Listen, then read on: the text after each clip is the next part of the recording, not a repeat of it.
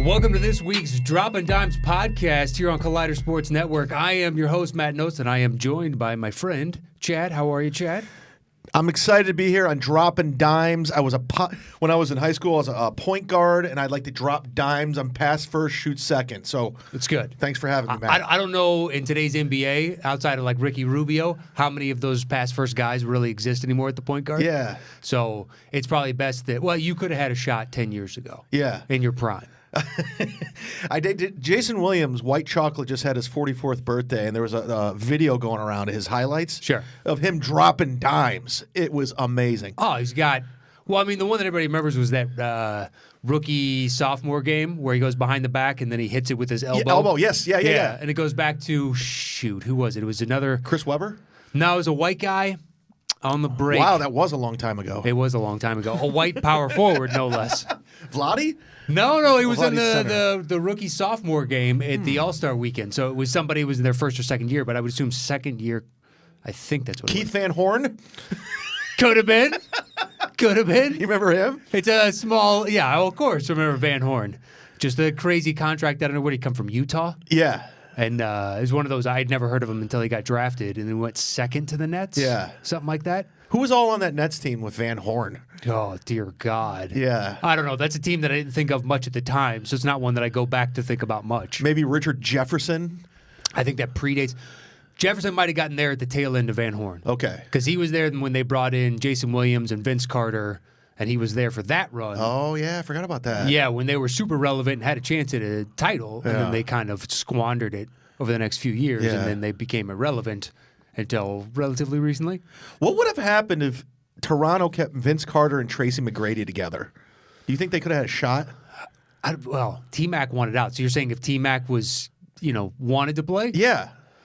Vince wanted out. Does T-Mac get hurt then? So you're saying in a best of all worlds, if Vince Carter stays could have healthy. stayed together like Scottie Pippen and Jordan. Not much like, Maybe. Look, T-Mac, as evidenced by, the spurts he showed in Houston, he could score buckets whenever he needed to. And you couple that with Vince's athleticism and just all-around unstoppableness, it's possible. I can't believe Vince Carter's going to play till he's 65. He's retiring after this year, so he says. We'll see. Yeah, we'll see. He could play another year. We're like the same age, and the guy's out there playing the NBA. Yeah, I think he's like 6 months older than me. Oh, my God. That's unbelievable. I know.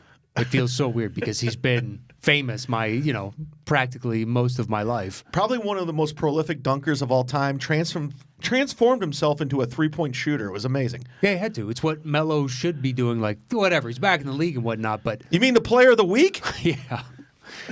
After Harden averaged 40-something points over that week. Oh, that was such a Make-A-Wish Foundation for Carmelo. It was. It was very much, you were out of the league for a year and a half when you're still good enough to be here. We'll reward you with this meaningless title of Player of the Week. Yeah. Just ridiculous. I've never been a fan of Carmelo's game. I liked him when he played that 1 year at Syracuse. He won the championship, but he's always like shoot first. He was too much of a gunner for me. And he had his spurts over in Denver, but I just never been a fan of his game. I just wish he had made the transition. At least realize, hey, ISO, this isn't the late 90s, early 2000s. Like, ISO ball is gone. Yeah. And just doing that jab step for 6 seconds. And now that he doesn't have the quickness to blow past anybody, it's like that jab step fools no one, man. Right. I realize you've been practicing that for 40 years, but nobody's The buying ball that. would always stop. There was no flow. As soon as it got to Carmelo, he had to do his jab step, pump fake. Yeah. And it was, just sit there and wait to figure out what kind of jump shot, what mid-range jump shot is he going to take. So is Portland bringing him off the bench? I know he got starter minutes, and then Dame has been, I believe, out, or he's been playing less minutes because CJ is still number 3 in minutes, number 2 in minutes. He was number 1 up until this past few days, until they got Melo. But I know he started at least a couple games. Okay. So, but they're thin at the power forward, so they really need extra bodies. I always thought, and as you can tell by my shirt and my hat, I'm a Cavs fan. Always will be. Well, look, I got my Bulls shirt on, so we're both wallowing in obscurity for another year. But we're loyal. Yeah. And I thought for sure Kevin Love would wind up in Portland. Number one, he's from there. Yeah. And they needed a power forward. I thought for sure they would make some sort of trade to get him, and it just didn't happen. And didn't he played AAU basketball with? Didn't he play with Dame? Or am I screwing that up? I don't know. I know he's from Portland. Well, he played college basketball with Russell Westbrook, UCLA. Yeah, UCLA. But no, he's on an AAU team with somebody else. But I can't remember off the top of my head. There's a great documentary out there. I'm sorry, I'm just jumping all over the place. It's It's about Kevin Love. It was directed by Adam Yauch, MCA from the Beastie Boys. It's called Gunnin' for the Number One Spot. And it's about all the number one recruits coming out to the NBA, and they play in a summer college. No, it was like a summer league in Rutgers Park in New York. Okay. It's a phenomenal documentary, but it showcases Kevin Love coming right out of college. But it was directed by MCA. It's out there somewhere. Really? Yeah, just give Gunning for number one? Gunnin' from number one. You could look it up on IMDb. I'm sure you could find it somewhere. It might even be on YouTube. I'm sure it's on YouTube at this point. Got that whole class of Kevin Love coming out. It's really good. I will definitely watch that. Yeah. I will have to remember for later. That's for all the hoops junkies out there that's listening. Well, that is the preponderance of people.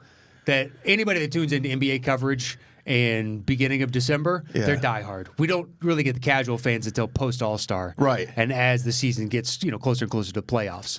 And then once playoffs, then that's when I get texts from people I haven't heard about all season. Like, hey, does such and such have a shot? Right. Or they're liking a team just like they don't have a chance to win this championship. So ratings are down, and I know something was floated out there about possibly some sort of mid-season tournament. Did you hear about this? Can you explain a little bit more thorough to me? For those that missed it, we talked about it a little bit last week, but I'm happy to talk about it some more this week. So what they're talking about doing is putting in some sort of mid-season tournament right now for this time of year before the Christmas slate of games, because a lot of people view Christmas as actually the start of the season. Right. But including me. On some level, I understand why people are, not paying as much attention until then. But so just to boost kind of ratings at that point, and they want to reduce the season to I think 78 to 79 games is what they're floated now. So if they put this in, that would make. They're never going to let them do that because of the revenue. Well, this would make up for the loss of revenue. How? Just with the increase in potential TV viewership and sponsorship deals that they could get out of it and everything like that, they could shave off a couple games here and there. And then, hypothetically, if your team gets bounced early, then you could get a few extra games rest by the end of the season. So basically, do they take a chunk of that? What would it be, like 2-3 weeks or something like that? 2 to 3 weeks. What they're talking about doing is, so the seeding would be regular season games leading up into it. So it gives them incentive to play hard. Well, what do they get out of it is the real question. Because if it's just money, who cares? Yeah, they're millionaires. They don't give a shit. Yeah, outside of guys 8 through 12 on the roster, they don't care about this, whatever incentive it's going to be, even if it's $1 million per person. Are you telling me that LeBron cares? Yeah. Are you telling me that AD cares or Kawhi or anybody? That's what they get fined when they screw around. Yes. Yeah. Yeah. I mean, sure, but maybe Pat Beverly for his flopping, he's like, you know what? I need to play in this tournament to offset some of these. But I don't know what the incentive would be outside of like draft picks or playoff seeding or a trophy. Well, I think long term it could come down to, so if you gave it a good name and all that stuff, long term it could come down to historically, like if they did this and they just stuck to it and said, screw it, we're doing this even if the players don't like it. Yeah. So that in 20 years you can go back and look at guys' legacies and be like, well, they won the championship. They won both championships that year. They managed, like, their team was good from the first game to the end and whatnot. And you could say, well, that season was worth a little bit more than somebody else that didn't give a shit about the tournament early and just won at the end as some sort of legacy and then bragging rights. That's a good rights. idea. Yeah. Because, like, LeBron James has a history of just dogging it to the finals. Kind of, yeah. And last year he got knocked out. So this is his first season of not going to the playoffs or the finals. And he's re-energized. He's got the HGH going. He's killing it. He's having a great year.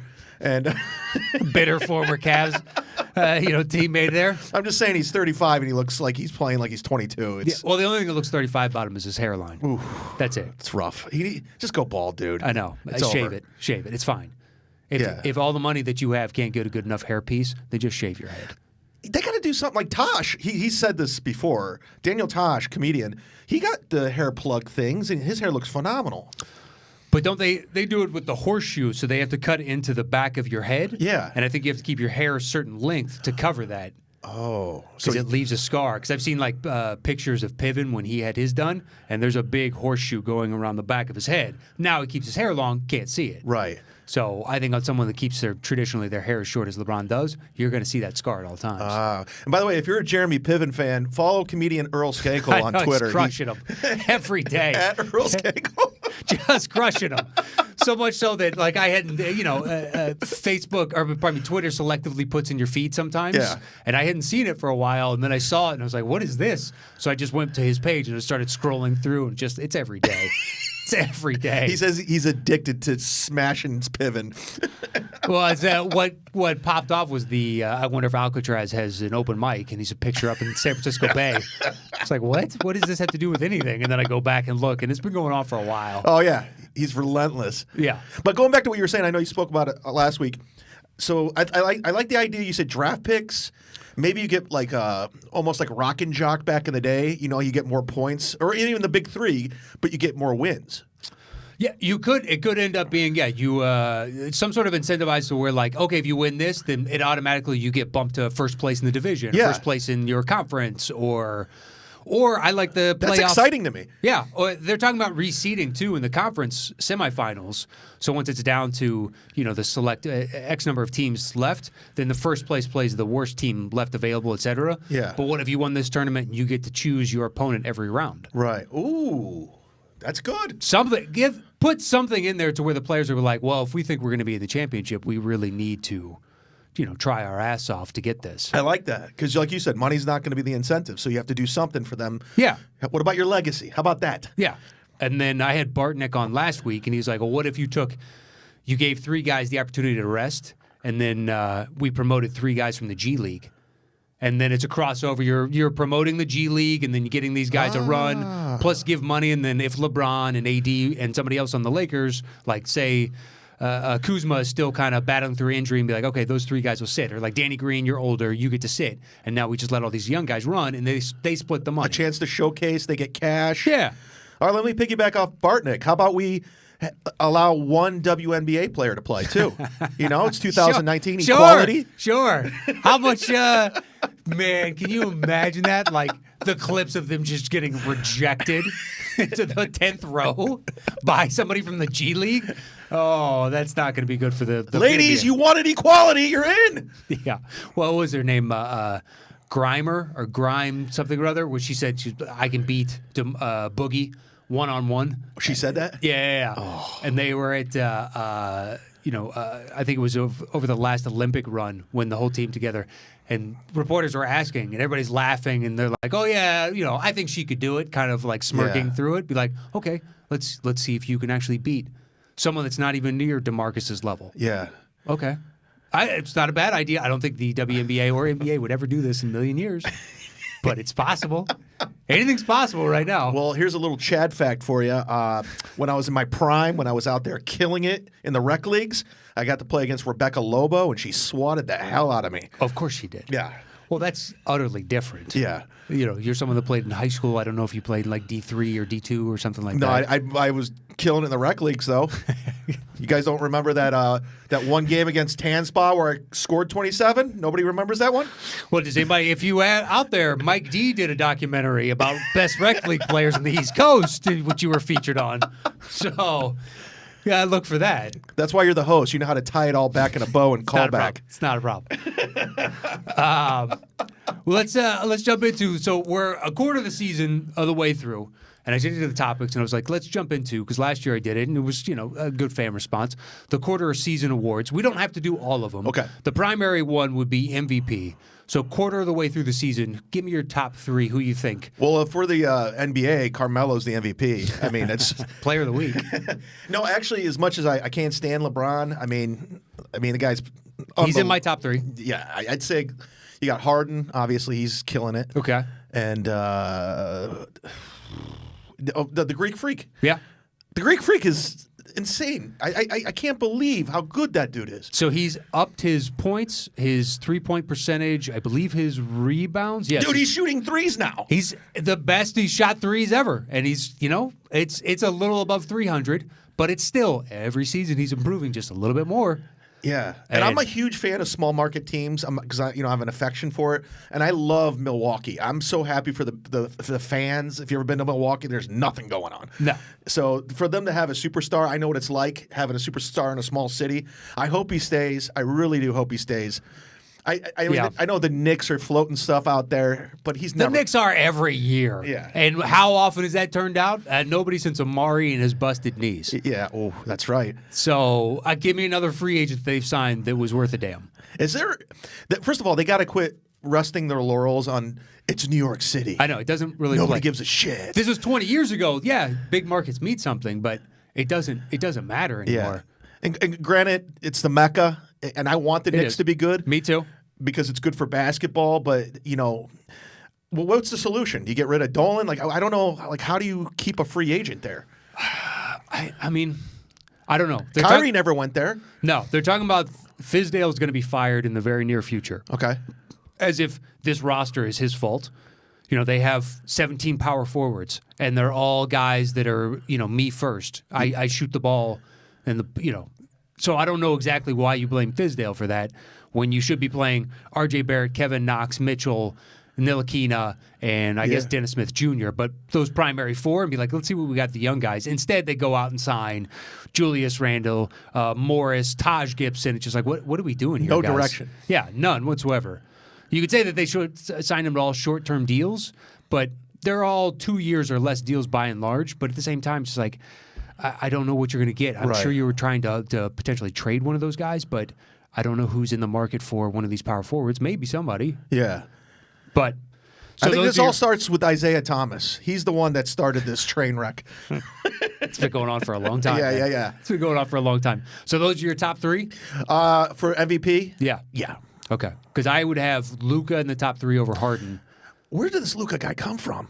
He's like 20 years old. He's unbelievable. He was the MVP of the EuroLeague, the world's second best league, when he was 18.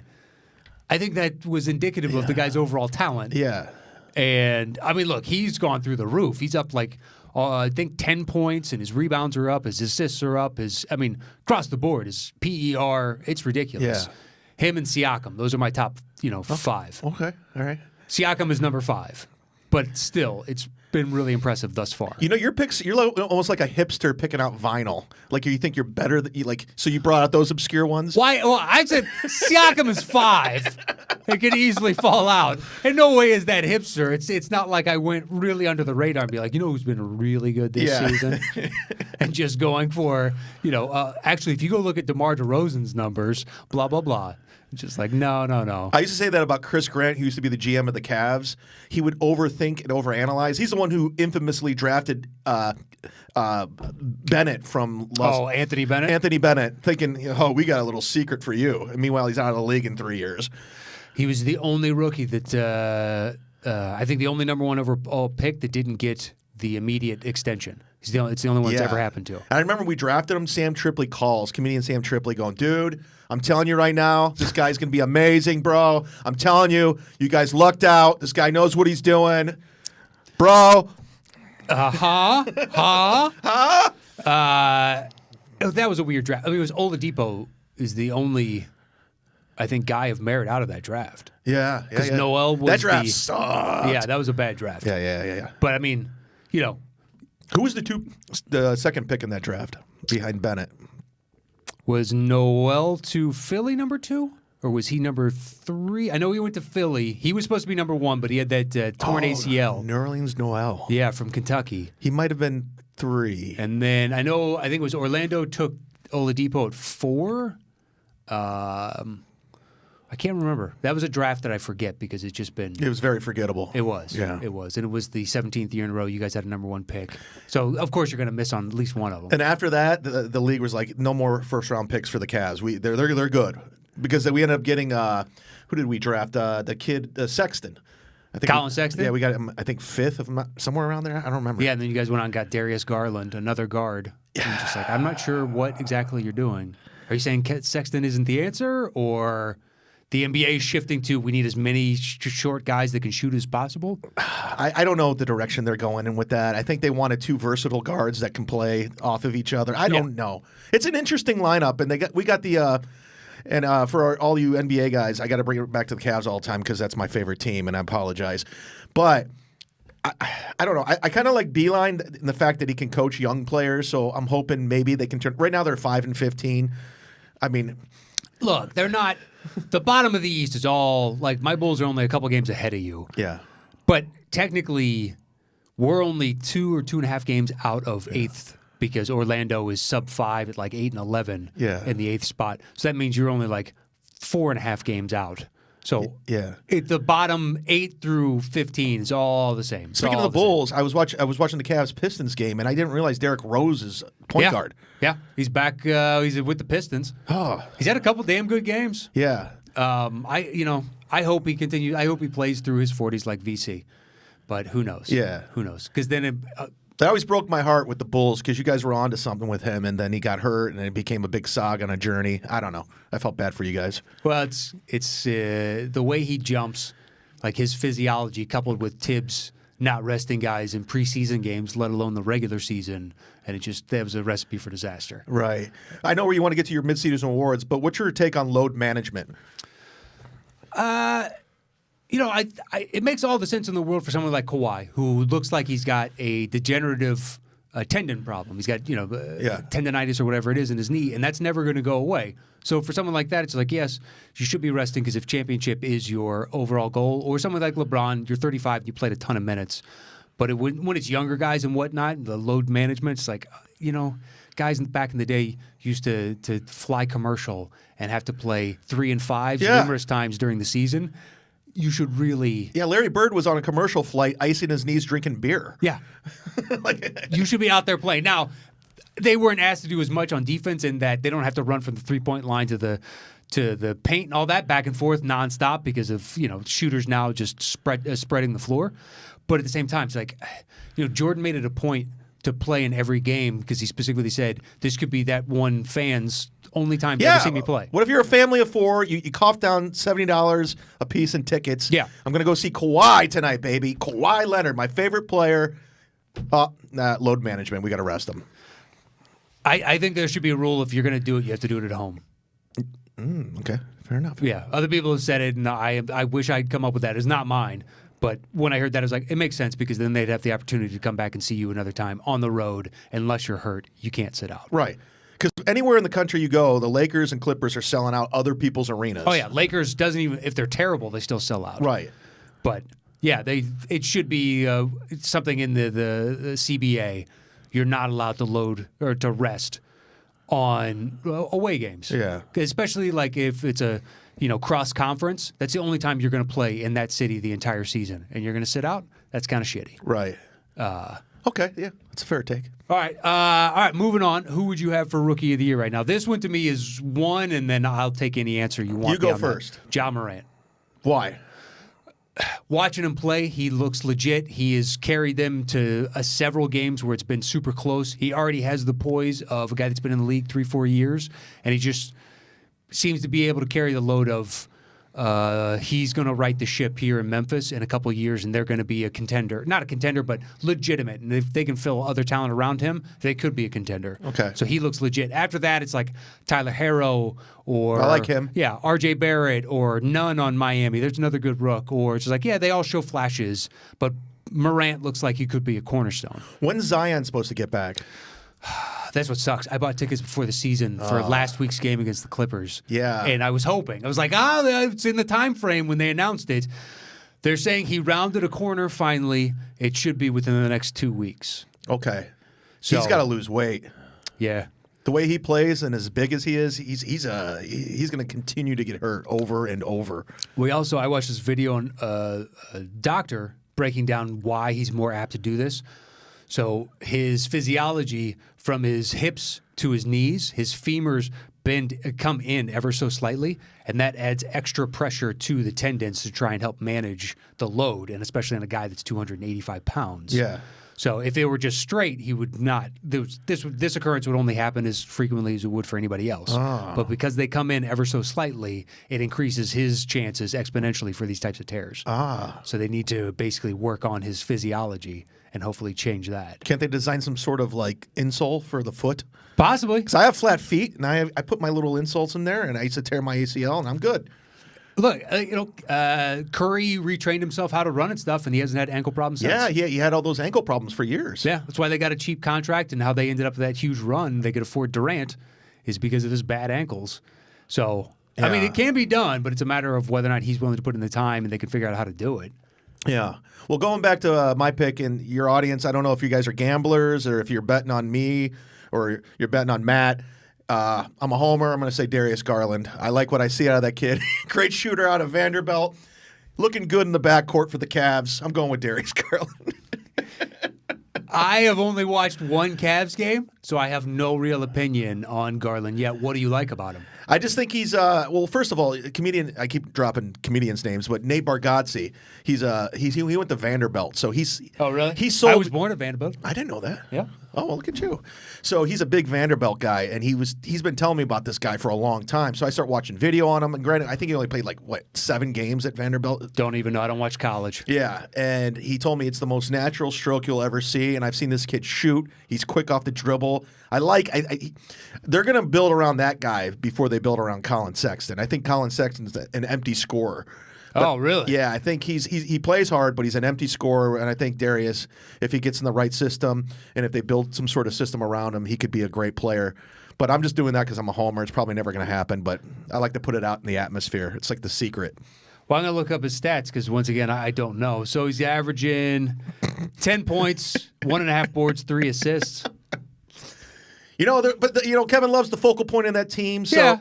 they're, but I see flashes of brilliance with this kid. Okay. So that's my take. But again, if he played for the Nets, I probably think he sucks. He's shooting 37% from 3. That's not bad. 380 from the floor overall.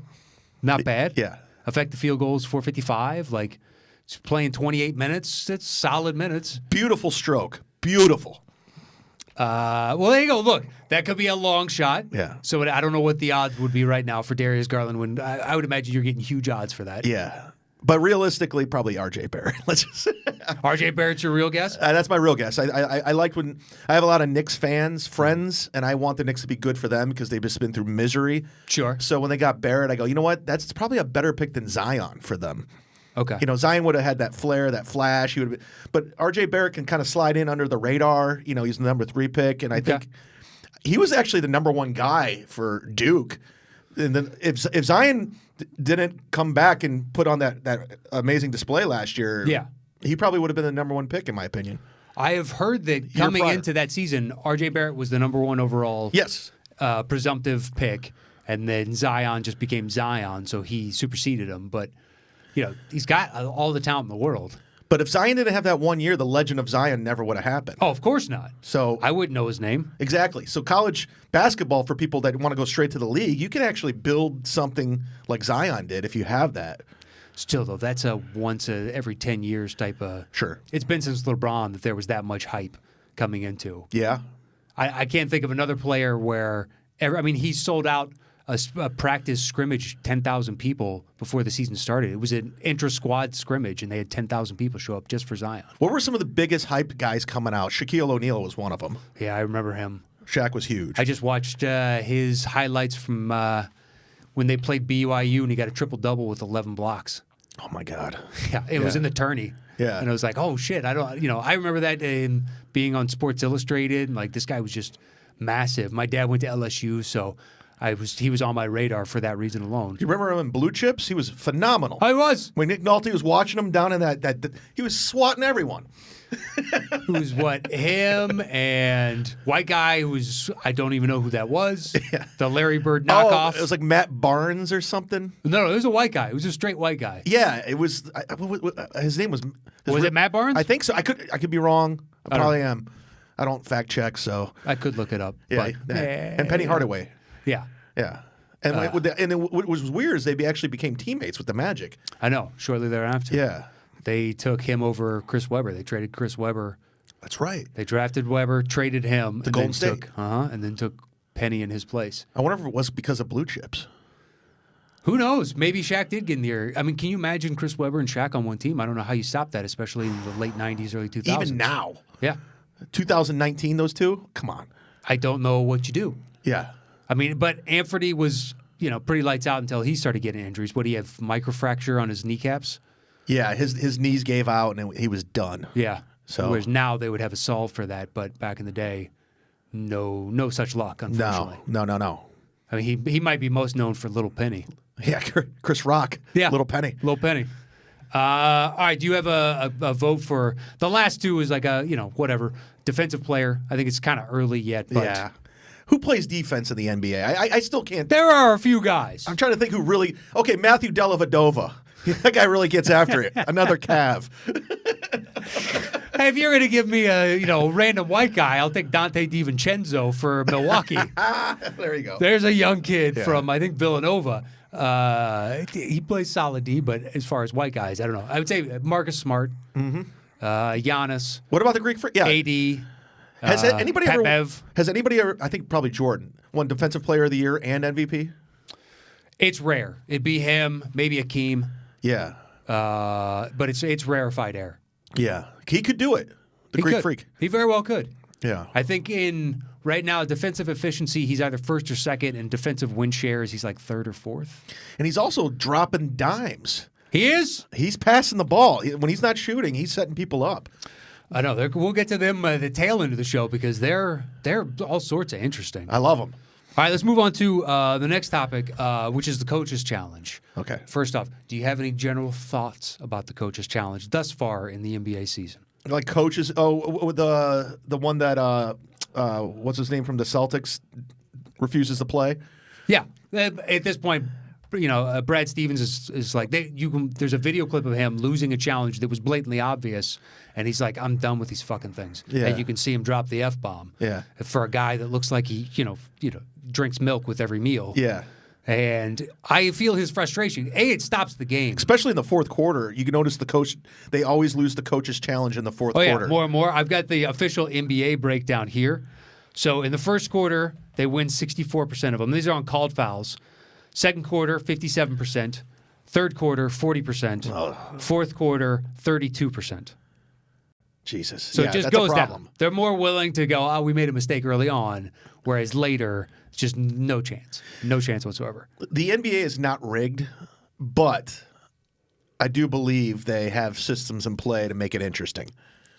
Well, what's weird is You still got to put the ball in the hoop, but at the end of the day, in the NFL, I trust the refs. Whereas in the NBA, I don't trust them to overturn the call because they're the ones that basically adjudicate this. Yeah. Just like the NFL, but for some reason the NFL, I guess because they have a track record of when there is clear evidence, they'll overturn. They're willing to go, we made a mistake. Whereas the NBA, it's just like, no, it wasn't fully clear, and be like, I'm not exactly sure what you need to see here. Who was the disgraced ref? That Donaghy? Donnie.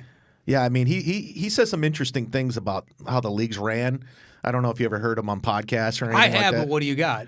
Well, he basically says they don't determine the outcome, but they can dictate certain things to make the game interesting or put a team in favor.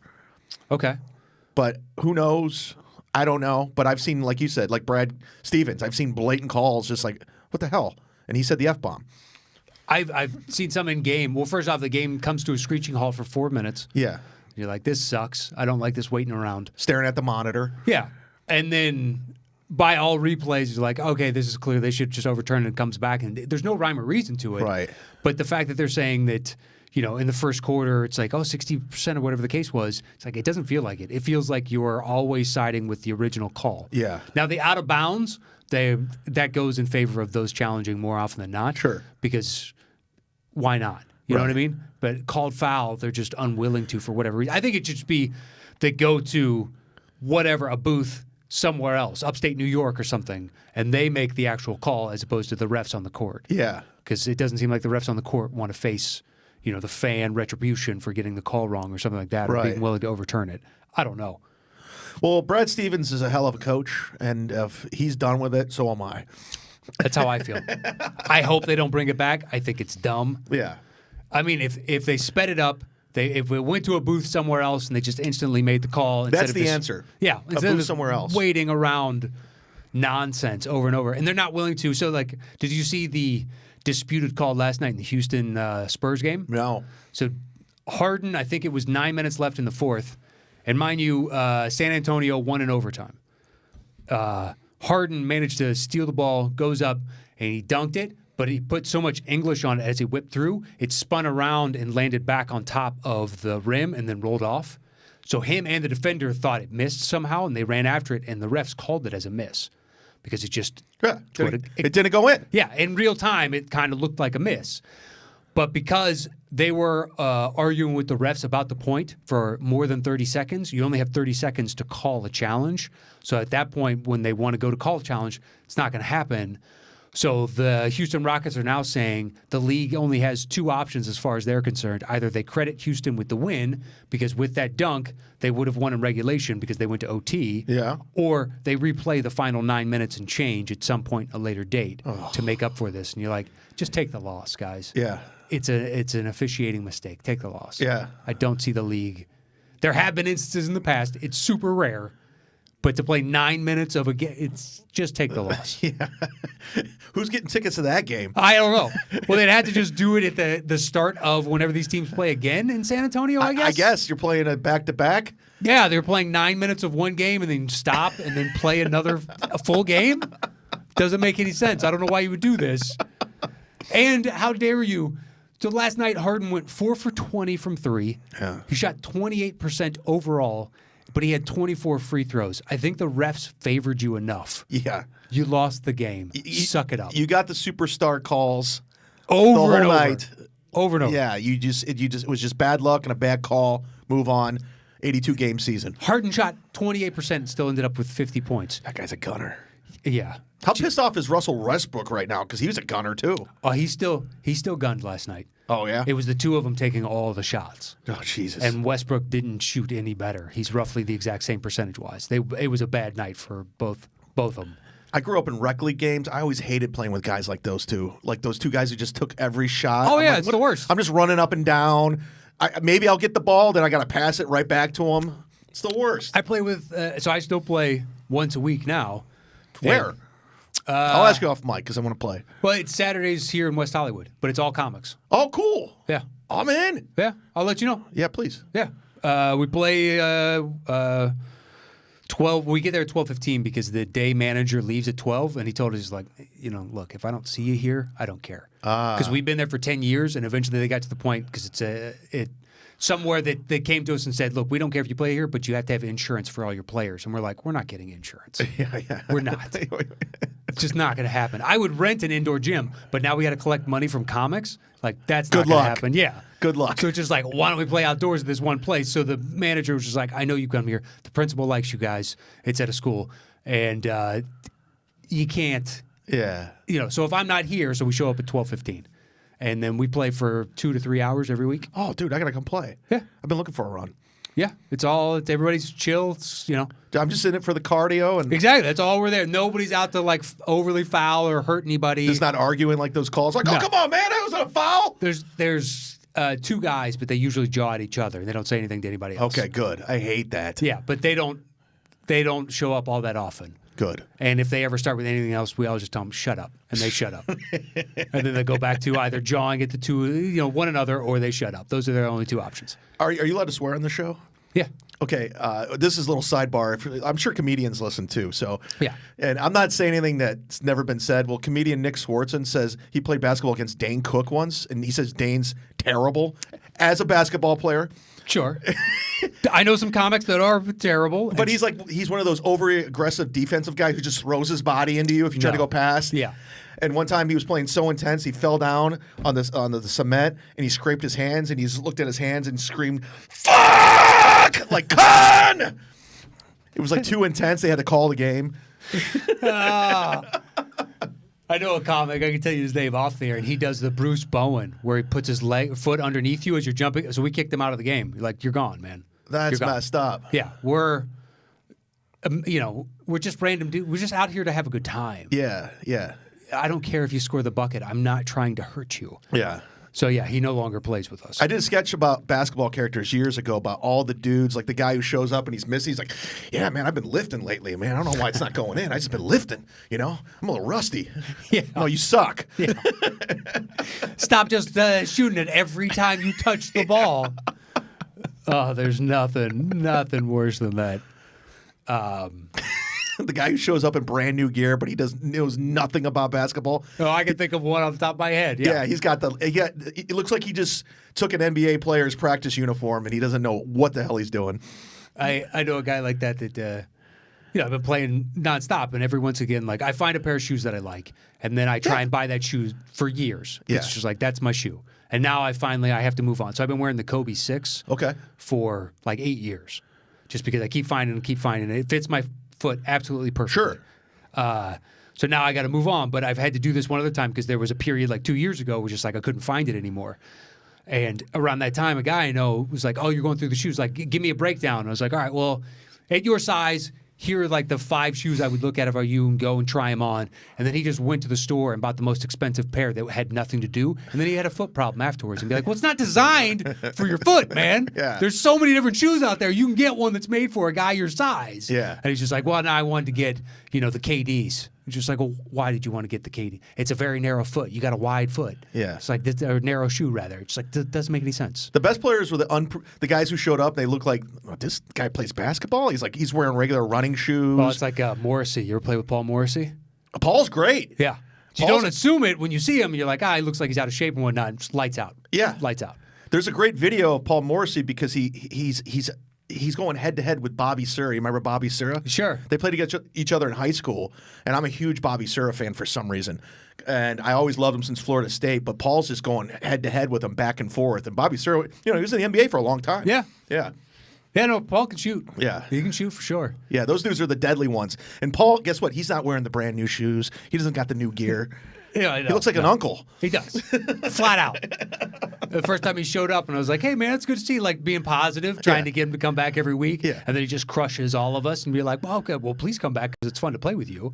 But I was on a team with him for a couple of years, and that dude can play. We should do a podcast sometime. It doesn't top 10 comic basketball players. I don't know who they are. We'd have to do some research. Okay. Yeah, sure. We'll do a video podcast for that one. You and I can sit on the side and commentate as to the superior athletes playing right now. Because I'm like decent, but when you're talking about somebody of another caliber, just like, I'm sorry, I can't play as well as that guy. Yeah. And the amount of practice it would take was 20 years ago doing it, and those days are gone. Right. Yeah. Not happening. I heard Gary Goldman was pretty good. Someone told me that. He's got the size. Yeah. Sam Morrell, I guess, knows how to shoot. Okay. Out of New York. So I'm sure there's other comics I'm forgetting. Oh, yeah. Without a doubt. There's tons. Yeah. Surprising number, actually. All right. To close out, we'll do 2 quick breakdowns of teams. So the Pacers right now are 12-7. Yeah. Oladipo has not played a game. Including a 1 loss to the Cavs. It's like one of their 7. Yeah. Brogdon has missed 3 games. Miles Turner has missed 8 games. Jeremy Lamb has missed 9 games. And yet they are still 12-7. Do you think this is sustainable with all these guys in and out of the lineup? Now, right now, I believe all those guys are back, with the exception of Oladipo. But can they maintain this 5th place in the East type of thing without him for an extended period? Because I still haven't seen a timeline as to when he's coming back. I say yeah because the East is the Wild West with the exception of the Bucks. It's anybody's game. And granted, all those teams, I think, how many of them had winning records that they... It is a lot of the lower tier teams, like my Bulls are in that, and it's a lot of the East feeding on the East. But they did beat the Jazz. The Jazz, which was, I guess, a defining moment for the squad. Yeah, I guess it was a clear-cut win. But yeah, it's hard to say at this point. But with all those players out, it's definitely a confidence boost for the Pacers. And again, it's an 82-game season. Anything can happen. It is, and right now, if they're managing to do this teamwork thing with spare parts, if guys are going to be in and out of the lineup without Oladipo, it's like, okay, this seems kind of legitimate after 20 games into the season. And that almost comes back to load management, too. It's a lot of players, players are in and out of the lineup. And so this is the way the new NBA is, unless they do something like we were talking about at the beginning of the show. This is how it's going to have to be. On some level, yeah. Yeah. So they've beaten the Nets, but then the Cavs, the Bulls, the Wizards, the Pistons, the Magic, the Thunder, Nets again, and that one was in Brooklyn. Magic again, Memphis, Utah, Atlanta, Memphis again. So it's not like it's a murderer's row. No. But they're still beating the teams that are in front of them. Yeah. I mean, on some level, it's kind of impressive, but I don't know if it's sustainable. Because they eventually, coming up, they got OKC again, Detroit, New York. Okay, fine. But then they go Clippers, Celtics, Hawks, I think could give them real trouble. Hornets, who cares? Then Lakers, Kings, Bucks, Raptors, Heat, Pelicans, Sixers, That's when you judge 'em. Nuggets. Yeah, exactly. Once we get through, so that's the end of December. Yeah. And if they're still roughly, if they double that up, so they're 10 games above 500 at that point or something. And that's when you say, hey, these guys are the real deal. You keep an eye on them. Yeah, legitimate. Yeah. Their schedule's been easy thus far, but it's still pretty impressive. Sure. Do you think either Brogdon or Domantas Sabonis have any chance at the All-Star game? Sabonis right now has better stats than Jokic. He has fewer assists, but he's averaging more points and rebounds than Jokic. I hate the All-Star game so much. I Do you? really do. I'm just not a fan of. I mean, it's just. I know they went back and reworked the system where they draft players. It's just they're not playing defense, man. It's Well, yeah, but why? Why get hurt over a game that's an exhibition game for fun in the middle of the season for they should the add fans. incentive to that too. Yeah, but I don't want it to be like baseball where winner decides, home court in the finals. I think that's dumb. Why? Because then why am I trying during the regular season? If I come in with the best record overall, it's like, well, what was all that work for? Okay. All right. So I don't know. I'm just not a fan of All-Star Weekend anymore. Back in the day, it was special when Jordan was in the dunk contest, and now it's just like, who's that guy? Who? What? If it was a straight meritocracy, yes, Yeah. I would like the All-Star game even more. But when certain guys are almost edging in with the fan vote because they're from a foreign country and that foreign country came out like hardcore to vote for them. It's like they don't deserve to be on this team. Yeah. Like I remember it was a couple years ago and Zaza Pachulia almost broke into, he was in like top whatever in fan voting. And you're like, what's going on here, guys? Right. Like, why is this happening? Yeah. Like Steven Adams, I think, was top 7 last year for power forwards in the West. Be like, look, I love Steven Adams, but in no way is he top 7 for power forwards in the West. Yeah, I'm just really soured by the All-Star game. Like I'm just not a fan of all the hijinks and Kevin Hart running around on the microphone and no one telling him what to do. And it's I don't even watch. Okay. So I don't care who gets in. I watched the fourth quarter of the actual game itself. I'll watch it on YouTube the next day. Okay. All right. I don't watch the dunk competition because I think it's just tired. Yeah. At this point. Okay, who else is going to get in the Superman costume and come out of the booth? I know.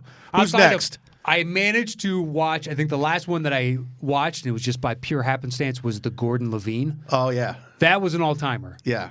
But beyond that, it was every year it's like, okay, I'm going to watch this guy miss 5 straight dunks, and then as the clock is ticking down or whatever the rules are this year, they got to throw up a BS dunk. It's like, I don't care. Right. 3-point I like. Skills challenge is stupid. Yeah, that's dumb. It is dumb. I'm all with the you on other, that. yeah, all the others are just dumb. I don't care. 3-point's interesting. Who's the best shooter? Okay. Yeah. So, not to trash your segment, who's getting into the All-Star game? Well, it's not even. It's just I think these two have a shot in your eyes. Yeah, what's his name with the better stats? Sabonis? Yeah. Okay. Yeah. I mean, he'd be fighting for. So here's some other, front court players he'd be up against: Giannis, Embiid, Yeah. Siakam, Tatum, Middleton for the Bucks, quite possibly, and then Simmons depends on where he's classified. Because I think for All NBA, you could vote for him as a forward. So he could be a forward in this instance. Yeah. So he's got a lot of competition there. But I think he's got a shot. How's Simmons playing this year? I'm not keeping an eye on the Sixers. He's number 1 in steals right now. Ooh, that's interesting. In overall total and per game. Yeah. Just over Jimmy Butler. Still no jump shot? He made a 3. Oh! I don't know if he's attempted one since that made 3, though. Well, so did Tristan Thompson. Well, I like the Tristan. Is that a subconscious slam on Tristan? Well, call it what you will. I don't know if the Kardashians listen to this. Well, God, I hope they do. Yeah, retweet it. Let the world know. Yeah, Kylie, retweet it. Yeah. All of a sudden, dropping dimes as an influencer.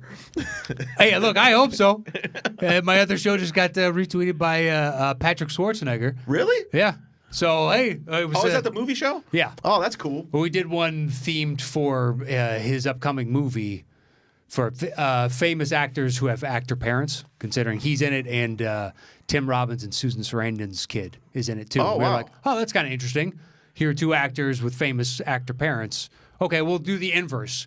Who got super huge and their parents were in the biz, whether or not they got big. Yeah. And he retweeted, was like, hey, appreciate that, man. You're whatever, couple 100,000 listener, Twitter followers. Hopefully it gets an extra couple downloads. That's great. Who knows? All right, so we'll move on from the Pacers. We'll close out with the Bucks. That's my team of the East. The number one team in basketball at 18-3 right now. And on that pace, that's a 70-win team. Yeah. Do you think they have a shot at 70? 70's tough. 70's tough. I mean, well, the Warriors have the all-time, was it 77? 73. 73. Yeah, they didn't even go to the finals last year. You know, it's true. But the East is weaker than it was last year. You think so? I think that there's a lot because I question how they're 18-3. Like I thought the loss of Brogdon would be much more detrimental to them. And like the kid that I brought up earlier, DiVincenzo, he's picked up the defensive slack, but he's only getting like 8 points a game, so it's not like he's making up for all of Brogdon's points. But although Brogdon was out hurt for a lot of it, that's the 18-3. It's like I don't know exactly how you're doing this because I kind of liked Brogdon and Mirotic and Tony Snell. And how long's he out for? Who? What's his name? You just said it. I forgot. Oh, Brogdon? Yeah, Brogdon. Well, that was last season when he was with them. Oh, okay. I thought he was hurt right now. No, he's on the Pacers. He's missed 3 games for the Pacers, but he's been. Oh, that's stout right. for them. Okay, I got confused. Yeah. So I just figured that kind of loss, and then you brought in Wes Matthews, you brought in the other Lopez brother, Robin, you brought in, or is it Brooke? I always get them confused. One looks like a Muppet, the other does not. The former Muppet was on the Bulls, but I still screwed it up every time I watched a game. One time I'd get it right, the next time I'd get it wrong. It doesn't matter. In my head, it just won't work. Yeah. Which is like the additions they made. Is it, in your opinion, then the East is just overall weaker, so they're able to thrive? I think so. And, they were off to a great start. I think Leonard going to the West was a confidence booster for that squad. Sure. So I do think they win the East. That's my opinion, but I don't know the 170. 70 is pretty hard. It is hard. Yeah, because anything can happen. I had preseason, I had them winning the East too. Yeah. Okay, everybody was really high on Philly. I'm just like, but I know what I'm getting with the Bucks and Philly. Like Butler was their entire offense late in the playoffs. Yeah. So it's like you just subtracted him. I don't know what you are suddenly. Right. I'm right there with you. I agree on that take. Yeah. If I was Stephen A. Smith, I'd argue, but I'm not. Does that make me Skip? I don't want to be Skip. I don't want to be Skip. Of the two, Stephen A. to me is the better choice. Yeah. Skip's takes are sometimes just like, I don't even know what you're talking about. Do you watch the sports? Yeah. Or is it just you need viewership, so you're just saying whatever random thing? I think that's what it is. Of course, that's what it is. You should get Rappaport on here. I think Marucci, because a guy here, Mark, is friends with him. Yeah. So try and get him on eventually at some point. Yeah. This season. I mean, it's a long season, so. Yeah, he'd do it. He'd do it. He's a pretty good dude. Yeah, who doesn't love? Look, there are very few genuine NBA fans. Yeah. There are guys that passively follow the league. I know tons of those. Yeah. But can sit down and like talk for an hour. It's That's a hard game to play. It is. So 70's out. What about the idea of Giannis getting a back-to-back MVP? I don't think they're going to let him have that. Really? Yeah, I think because right now he's the Vegas favorite. I if I was a guy and I was like a voter, my voter would be Defensive Player of the Year and MVP for you. But they're going to give it to LeBron. LeBron's 35. That's my opinion. He's having a great year. He is, and I'm not a big LeBron fan because he's a traitor. But at the same time, they want him to go out with he's third in scoring. Oh, shit. He's at 25.7. I know he's top 10 for sure. They snubbed him a few times. I think when hard. Yeah, that happens because the voter fatigue of we know you're the best. Yeah. But then also became this trend of he doesn't try in the regular season. But this year at 18-3, it's kind of hard to deny that he's actually trying. Yeah. I'm going to go with LeBron. They're going to give it to him. And plus they, with the Lakers in the West, the power of the NBA is in the West, especially in Los Angeles. So I'm going to go with the superstar LeBron. That's me. I think that it's kind of like how they gave Carmelo Player of the Week. They're going to give it to LeBron. Well, I think the NBA chooses that, not the media and whatnot. Yeah.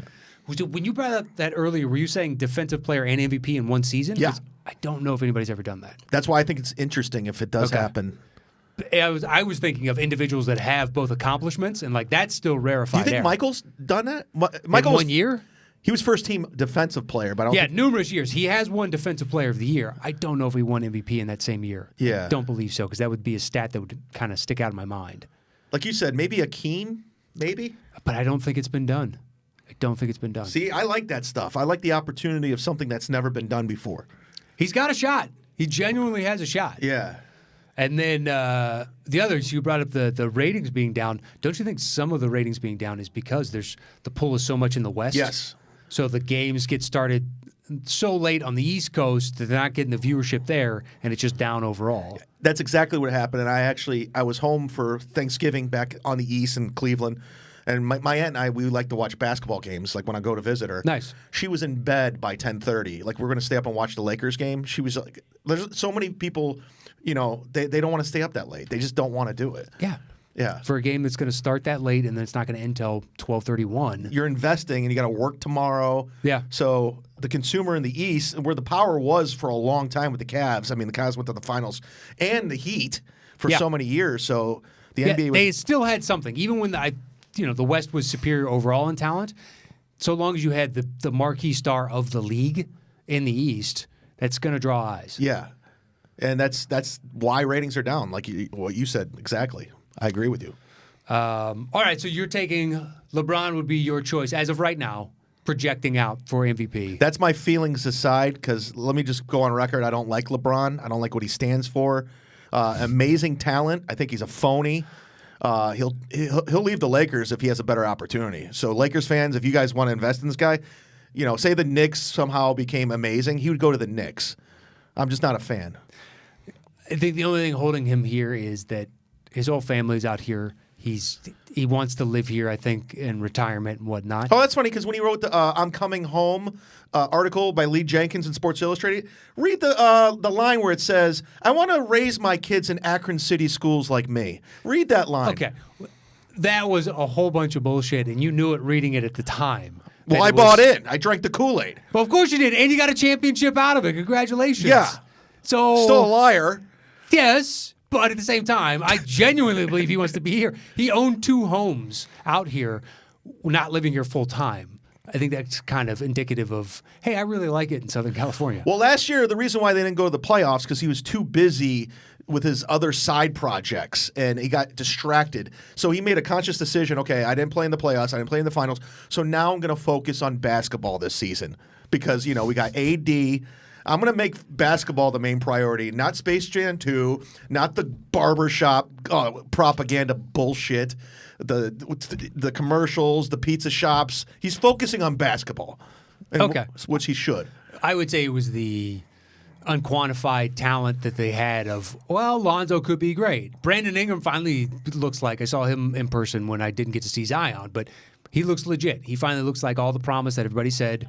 He's a scorer, but last year he was still up and down, and he didn't really play well with LeBron. And I like the potential of that Pelicans team, by the way, when Zion gets back. Once they're all healthy. Yeah. But JJ Redick's streak of he's made the playoffs every year he's been in the league. Yeah, that is getting snapped this year. You're probably right. Yeah, there's no coming back for them. Even if they rattled off a bunch of wins, they've got to be 900 basketball for the rest of the season. You remember that year Robert Horry just kept winning rings? Yeah. It eventually stops. It does. JJ, you've had a hell of a run. If you stay with this team next year, they could be really interesting. It's a bunch of young guys. Yeah. But who knows? I can't remember how long his deal is. But, Yeah. You've made the playoffs every year. That's not pretty bad. impressive. That is pretty impressive. Yeah, because there are guys in the league that have never made the playoffs. For a white shooting guard, you did pretty well for yourself, pal. You did. For a Duke player, because I always discount Duke players outside of Zion, RJ, these top tierish, Kyrie, I don't even count them.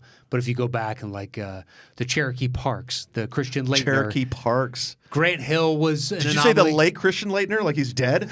No, I did not. But there's always Trajan Langdon's really good. And it's just I don't know if he'll translate because he's a Duke guy. Yeah. It's always a question mark for me with Duke guys. Yeah. Before, I know you're wrapping it up, but what's your take on Kyrie? I don't know, because the players, when they get asked and be like, nah, he's a chill dude, he just does his own thing, but then there's supposed rumors murmuring, or bubbling up saying he's a standoffish guy, and it seems like it's the same song and dance it's been everywhere. Now, whether or not he's doing the same thing that he did in Boston, was talking down to guys, that's what it seemed like on the outside. Yeah. Who knows? Hopefully it's not that and he learned from that mistake, because once you go down that route, when someone talks down to you, there's no coming back. Well, I got a little exclusive for your podcast. I know a lot of people in the Cavaliers organization, and I follow the Cavs closely. The first 4 years, Kyrie was there. We didn't make the playoffs. LeBron was in South Beach. He was a complete nightmare to deal with, but they kept it under wraps. Really? They really went out of their way to protect Kyrie because of that. And he was always talking about leaving the organization. Then LeBron came back. He didn't want LeBron to come back. He still wanted that to be his team. Of course. So they constantly protected his image forever until they were actually trying to trade him at one point because they couldn't deal with Kyrie's mood swings. Yeah. And that's when they were kind of shopping around. And that's when he decided he wanted out. They traded him in Boston. So he's always been this way. Okay. So it's not going to change in New York, and I know, or New Jersey, or Brooklyn. I know he grew up a Jersey, Nets fan, but it's not going to work. Okay. Well, as evidenced by Boston, it should have worked. Yeah. That should have been the perfect landing spot. These guys were a minute away from making the finals in their own right. Adding you, I understand why a bunch of people were like, they could win 70 games. I was buying into the hype. I didn't know if 70 was possible, but I was like, this is going to be the juggernaut of the East. And then, Even though I'm shitting on Kyrie, I can't really stick it all on him. Bringing back Gordon Hayward after that injury, I guess from what I understand, he was playing at a slow pace and it really just messing up the system. Could have been. And there was talk of guys were disgruntled because Stevens was favoring supposedly Hayward. Yeah. But I think it's also, if you have any player of that caliber that comes back from a catastrophic injury, you need to get him reps. You need him out there with the first team, like playing as much as possible to get him back to game speed. So that's what I always took it from. It's not he's my former Butler guy. It's like that dude he's an all-star. Yeah. Let's get him back to being an all-star. As, this year he's proven that he's back to normal. Okay. Broke his hand again. Yeah. Or broke his hand, but it's non-shooting, and he'll be back. He's back to his playmaking ways, and they seem to be playing, super well together. But the Bucks, I think, are going to win out in the East, just like you. I like bringing up something, and you've proven me wrong. You've done it 3 times this episode. What were the others? It's not my intention. No, because I'm coming at you. I'm challenging you. Then I'm like, wait, that makes sense.